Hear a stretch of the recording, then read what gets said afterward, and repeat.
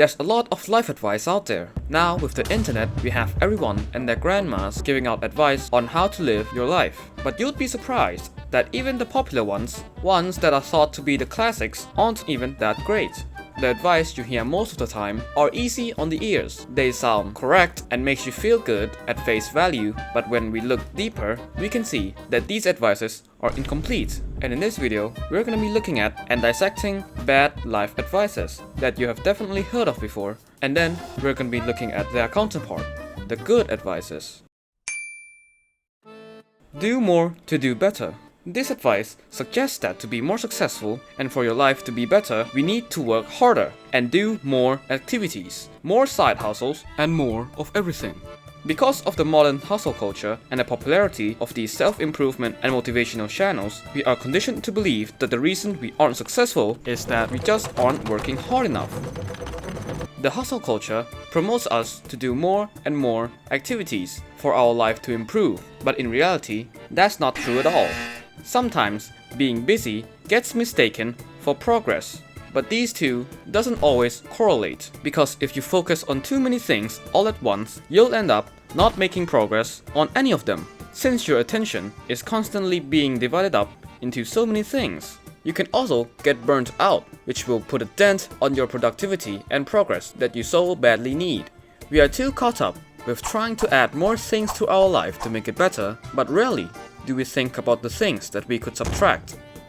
What's something that you can remove from your life that will make it better? Maybe it's something like getting rid of a bad habit, like procrastinating, being lazy, or someone you can remove, like a bad friend that is making your life hell.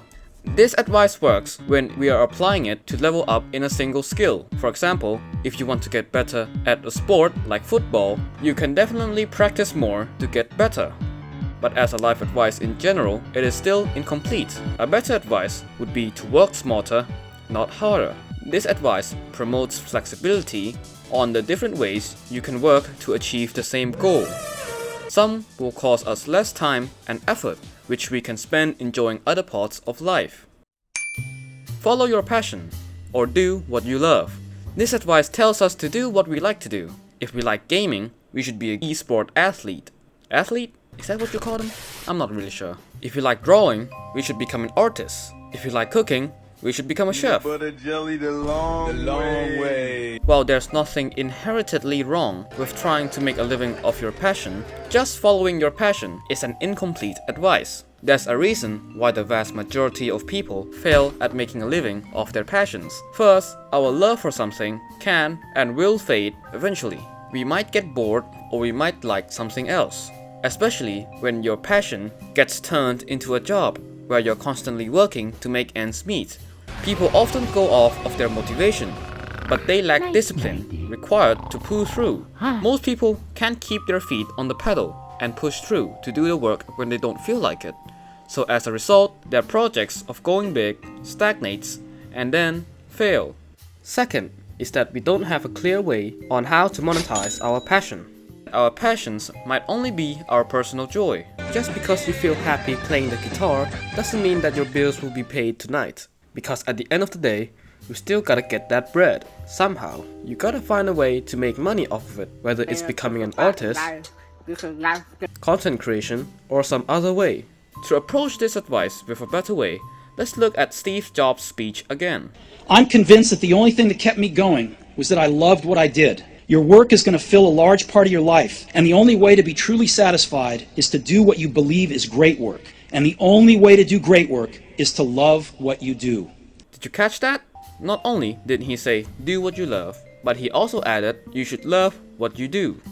Learn to embrace every part of the process, the struggles, the highs, and even the lows. We are better off pursuing something that we would enjoy doing, whether because it's for a greater good or something we genuinely think can make us contribute good things and provide for our community.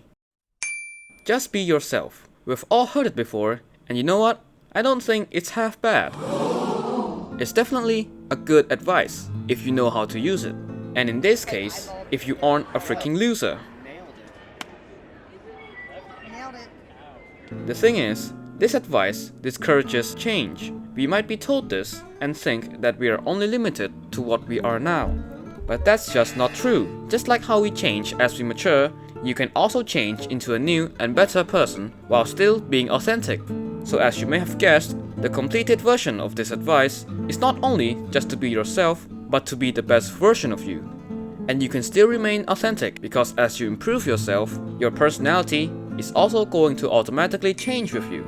And also, I want to ask, why should you act like someone you aren't in the first place? If it's to get a partner, you're basically catfishing them. So yeah, overall, I think it's a good advice. But only if you're on this side of the curve. And if you aren't, you should always strive to improve yourself, but with the caveat of not losing your authenticity.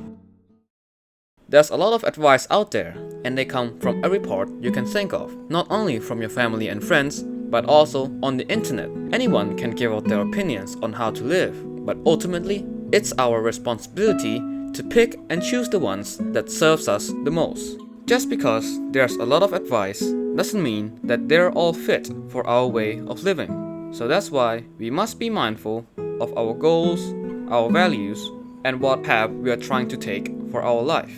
And finally, who and where we should be getting our guidance from.